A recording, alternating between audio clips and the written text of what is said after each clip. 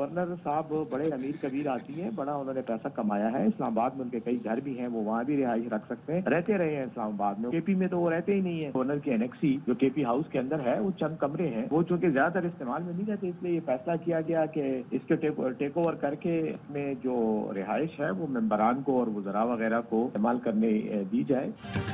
Khyber Pakhtunkhwa house में governor के लिए मुख्तस ब्लॉक खत्म। खैबर पख्तूनख्वा हुकूमत के तर्जुमान बैरिस्टर सैफ कहते हैं गवर्नर फिलहाल सिंध हाउस में क़याम का बंदोबस्त करें। गवर्नर एनेक्सी में फिलहाल अराकीन सूबाई असम्बली और वुज़रा इस्तेमाल करेंगे।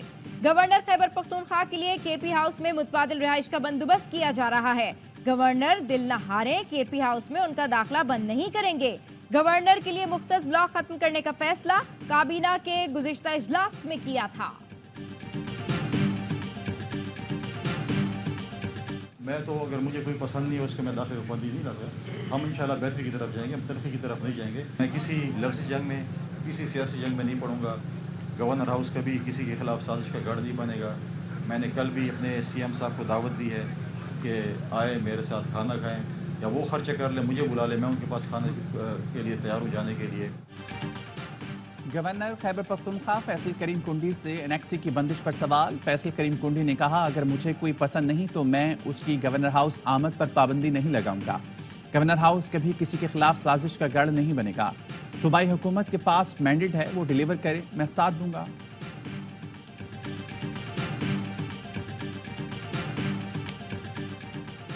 बस बहुत हो गया, इदारों को निशाना बनाना बंद करें। कोई पगड़ी उछालेगा तो पगड़ी का फुटबॉल बनाएंगे। बार बार इंटेलिजेंस इदारों का नाम लिया जा रहा है, शवाहिद दें, आपके साथ खड़े होंगे। सेनेटर फैसल बाउडा की न्यूज कॉन्फ्रेंस, कहा अल्लाह के डर से अपने मनसब पर रहते हुए बगैर पगड़ियां उछाले फैसला करें, हमें डर नहीं। अगर फौज नहीं होगी तो पाकिस्तान भी नहीं बचेगा। कानून बनाने वाले दोहरी शहरियत नहीं रख सकते तो जज कैसे रख सकते हैं। प्रॉपर्टी लीक्स पर रद्द-ए-अमल में फैसल बाउडा का कहना था, 2 मीडिया हाउसेस को बताना चाहता हूं, वो दिन चले गए जब आप आइन और कानून के ठेकेदारों को मिलाकर सियासतदानों को उठाते और बिठाते थे। मैं बताऊंगा उठाना और बिठाना किसे कहते हैं। कोई यहाँ पगड़ियां नहीं उछाल सकता। सोशल मीडिया पर जो मुहिम चलाई जा रही है उसकी मजम्मत करते हैं।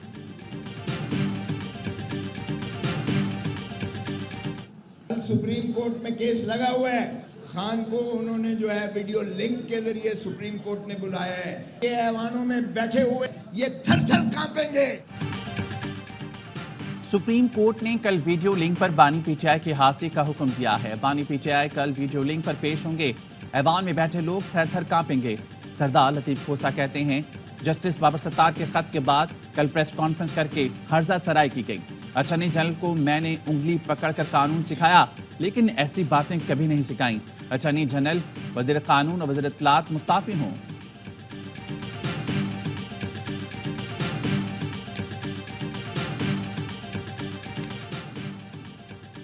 लीक्स में कुछ नया है न गैर कानूनी।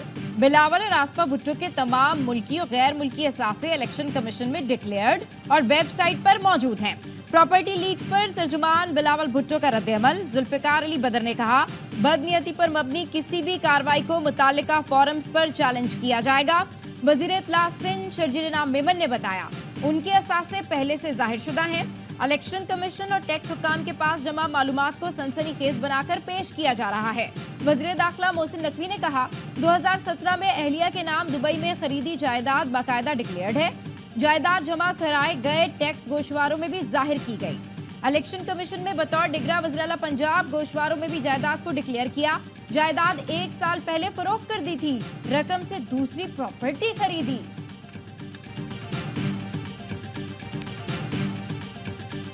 पनामा लीक्स का क्या हुआ था जो अब प्रॉपर्टी लीक्स का रौला पड़ गया। नवाज शरीफ का पनामा से ताल्लुक नहीं था, लेकिन उन्हें टारगेट किया गया। अब प्रॉपर्टी लीक्स में क्या नया इंकशाफ हुआ है। वज़ीर दिफा ख्वाजा आसिफ का ट्वीट, लिखा, प्रॉपर्टी लीक्स में परवेज मुशर्रफ, शौकत अजीज, वावदा और बहुत से नाम सामने आ रहे हैं। जो नाम सामने आ रहे हैं वो पहले भी थे और वो इनकारी भी नहीं थे। वारदात क्या हुई है, कोई बताए। पुराना डब्बा फिल्म का चरबा है। जरदारी साहब की फैमिली ने, नवाज शरीफ की फैमिली ने कभी पाकिस्तान को मायूस नहीं किया। जब भी कोई दुनिया में मालियाती स्कैंडल आया है इनके नाम हमेशा उसमें जो है वो जगमगाते हुए नजर आए हैं। पनामा के केसेस को मुंतकी अंजाम तक पहुंचाया जाता तो आज ये ना होता। मालियाती स्कैंडल्स में नवाज शरीफ, आसिफ जरदारी के खानदान के नाम जगमगाते नजर आते हैं। पनामा केसेस को मंतकी अंजाम तक पहुंचाया जाता तो ये ना होता। फवाद चौधरी कहते हैं किसानों की गंदुम नहीं खरीदी जा रही, जिनकी जायदादें मुल्क से बाहर हैं उनको कोई फर्क नहीं पड़ता। अवाम के दुखों का मदावा सिर्फ बानी पीटीआई की रिहाई है। बयानात से इंतशार की तरफ ना लेकर जाएं, तल्खियां कम करें।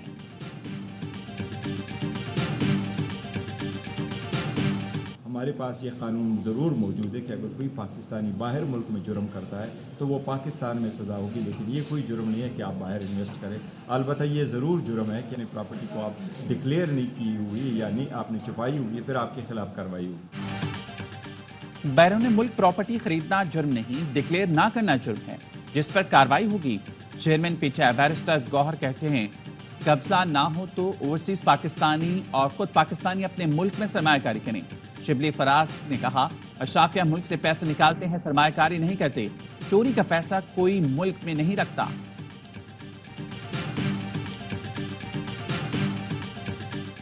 प्रॉपर्टी लीक्स के मुताबिक दुबई में पाकिस्तानियों की जायदाद की मालियत की कीमत $12.5 अरब है।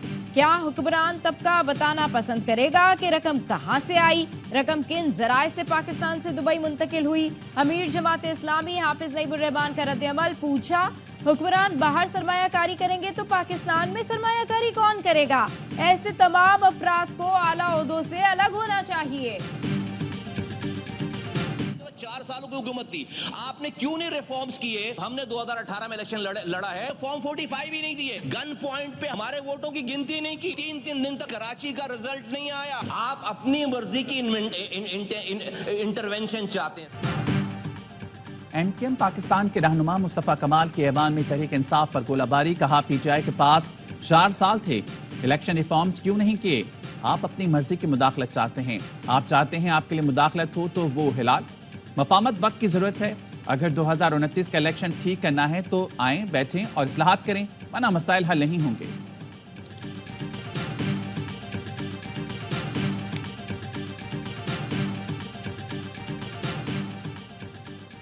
जिस तरह पीआईए में तबाही हुई, इसी तरह जामियात में भी तबाही हो रही है।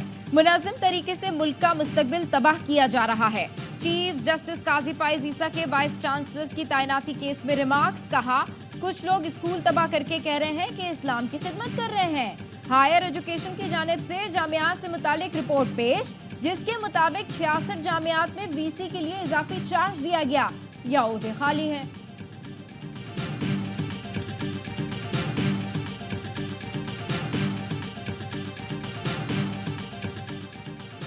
IMF और वजारत खजाना में मुज़ाकरात। IMF का सरकारी इदारों में बढ़ते नुकसानात पर तशवीश का इजहार।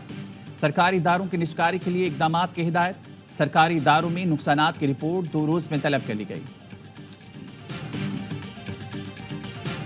हुकूमत तवानाई सेक्टर का गर्दिशी कर्ज कंट्रोल ना कर सकी, सजा आवाम भुगतेंगे। IMF का जुलाई में बिजली 5 के बजाय 7 रुपए महंगी करने का मुतालबा। IMF का कहना है हुकूमत जुलाई में बिजली महंगी करके 150 अरब रुपए का इजाफी गर्दिशी कर्ज पूरा करे। डेरा इस्माइल खान में लोड शेडिंग के खिलाफ एहतजाज। खवातीन ने ग्रिड स्टेशन पर धावा बोल दिया। ग्रिड रोड ट्रैफिक के लिए बंद। स्वाबी में भी लोड शेडिंग के खिलाफ एहतजाज किया गया। ताजे दोस्त ऐप न लेने वाले होशियार हो जाएं। गैर रजिस्टर कारोबार पर 10,000 रुपए जुर्माने का इम्कान।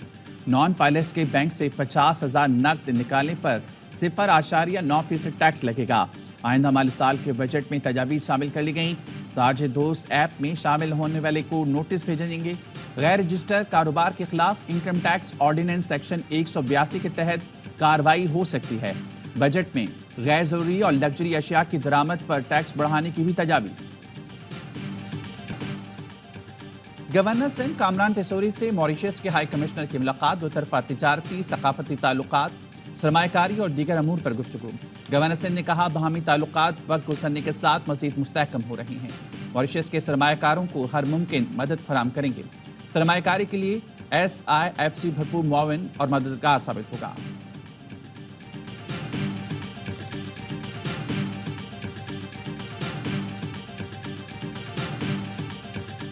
जॉर्जिया की पार्लियामेंट अखाड़ा बन गई, अरकान गुत्थम गुत्था हो गए। गैर मुल्की एजेंट से मुतालिक बिल पर बहस शुरू हुई तो अपोजिशन भड़क उठी, अरकान एक दूसरे पर चढ़ दौड़े। हंगामा आराई के बावजूद हुकूमती बिल पास हो गया। अपोजिशन ने कहा बिल जमहूरियत के लिए खतरा, यूरोपीय यूनियन में शामिल होने की कोशिश को नुकसान पहुंचा सकता है।